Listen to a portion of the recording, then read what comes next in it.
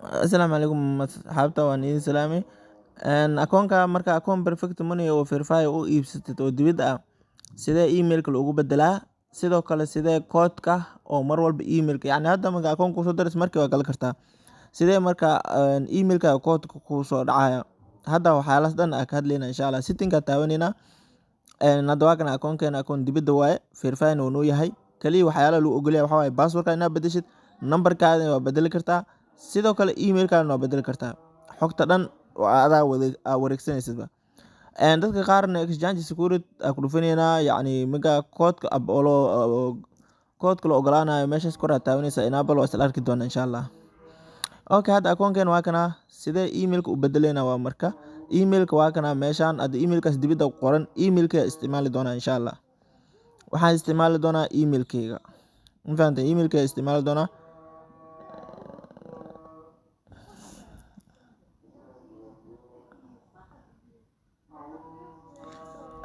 Waa kaasa exchange moha aa ku qor waa emailka isticmaali waa. Exchange moha. Yacni emailkayga waaye kadibna meeshaan password-ka gelinaa. Meeshaas waa kuu ranti waxaa waaye password-ka anaka kuu soo dirno kow ku gashay waaye. Password usi lahaa meeshaan password new password waxaa password aad u samaysanaysa oo sir ku ah oo kaligaada isticmaalaysa oo qof kale kula lahayn. Meeshaas kalena retype password-kaada ku celi waa macnaha. Ma fahmino? Hadda waa kasoo buuxini kor password-ka hore gelini hoosna new password gelini waa kaas marka. Xogta dhan waa gelini koodhka kadibna waxaan ku dhufanayna apply exchange ku dhufanayna. Apply exchange ku dhufanayna. Hadda wuxuu leeyahay empty or email wrong. Emailka qalad ama empty uu leeyahay. Qaladna ma ahan, ma fahanti? Emailkeena qalad ma ahan, waa soo arkay. Meel aa jirto space u dhaxaysiina gacanta ku dhufa meesha emailka gacanta ku dhufanay mujada. Kistaas yar oo space u dhaxayo, kistaas yar space ka mujada. Kistaas oo qalad leeyahay. Marka inaad iska saaro jack siinay macnaha. Jack siinay atas empty ku siimiyo kaas. Hadda sax waa saas uu ku saxan yahay. Marmar qaar waxaa laga yaabaa emailka inaad qortid oo ku dhamaanto dhan qalad waa qalad oo ku dhaw. Kistaas kaliya waaye. Hadda waa wax dhan soo buuxi password-ka dhan ku celi apply exchange taabana. Waa kaas hadda completed. Hadda waa bedelni xogteena waa bedelni marka.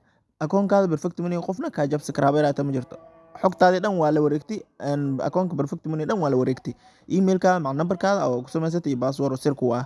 Wax kaas oo ka jabsan karaa beeraata ma leh. Ma fahantay? Okay, hadda wuxuu leeyahay email ku dirne gmail-kaada gal email-kaada soo fiirin uu leeyahay. Okay, gmail-ka galina emailka macnaha waa verify gareynayna. Waa xaqiijinayna macnaha. Ma fahantay?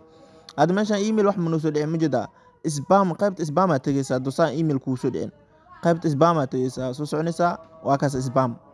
Waa kana mujada perfect money qaybtaas spam aa soo galaa diibar meeshaas oo email kuu soo dhibayo premier oo koowaad email kuu soo dhibayo spam kana soo galaysaa. Spam kan kuu soo galaa emailka ma fahantay?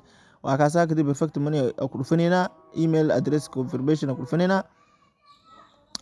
Kadibna waa kaas linki perfect money-ga waa noo soo diray waa u jeednaa waa ku dhufanayna. Batteriyada dhamaatay sorry. Linki waa kaas oo ku dhufanayna hadda ku dhufano hadda waxaas xogtii dhan akoonka perfect money anaka la wareegni. Ma fahantay? Saasa u la wareegtay macnaha akoonka perfect money emailka kadibna garoomka kadibna waa verify gareynaysa. Waa kaas hadda thank you waa loo dhahay mujada. Akoonka akoon Pakistan waa oo dibadda ah waa isticmaali kartaa Soomaali maadaama laga mamnuucay waa isticmaali karnaa. Hadda emailkeena waa ku save garaysan login adeena akoonkeena galina. Inta ma galina waxa galina inta xataa waqti galina laakiin application aan oo waxaan oo dhimasoo setting-ka taabanina. Waa kana akoonkeena verify noo yahay emailka wax dhan waa kaasa iyo nambarkeena oo idaha igu samaysan hormuudka nambarka akoonka la igu samaysan yahay waa kaasa. Marka meesha exchange security setting ku dhufana dadka waxay rabaan inay u furtaan kood markay akoonkooda soo galayaan koodka si loo weydiiyo si akoonkooda loogu jabsanin saas jeclin exchange security setting ku dhufanaysa. Exchange security setting ku dhufanaysa mujada. Kadib meeshaas enable identity check enable adaysa meesha ko ugu horeyso taas enable gareynaysa ma fahantay? Enable waa kaas mar walba akoonkaaga galaysid kooda emailkaaga kugu dira emailkaaga galaysaa waa kaas marka saas ay akoonkaada koodka uu soo qaadaysa akoonkaada ku galaysaa. Dadka saas jeclin laakiin saas ma jecli. Hadda waa ka bixina marka perfect money akoonka yacni application aana u galayna koodkan waan tusaa hadda inuu aqbalay oo kadibna emailkaada kood kugu diraa. Akoon dibadda aaba sidaas ku isticmaaleysaaba.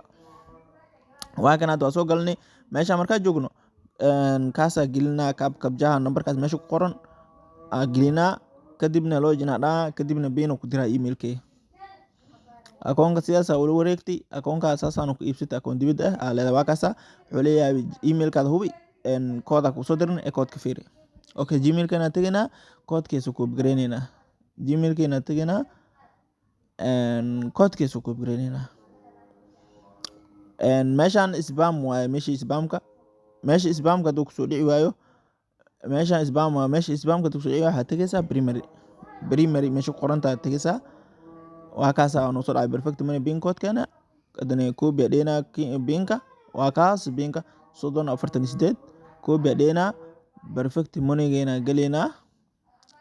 Perfect money geena galeena kadibna waxaan dheena bast. Inta waa garanaysiin, inta qof walbo garanaya markii warkan isu daan waqti niisoo luminin marka sidaas wax walba sameysnaysa waxaan rajeynayaa hadalkay qof walba inuu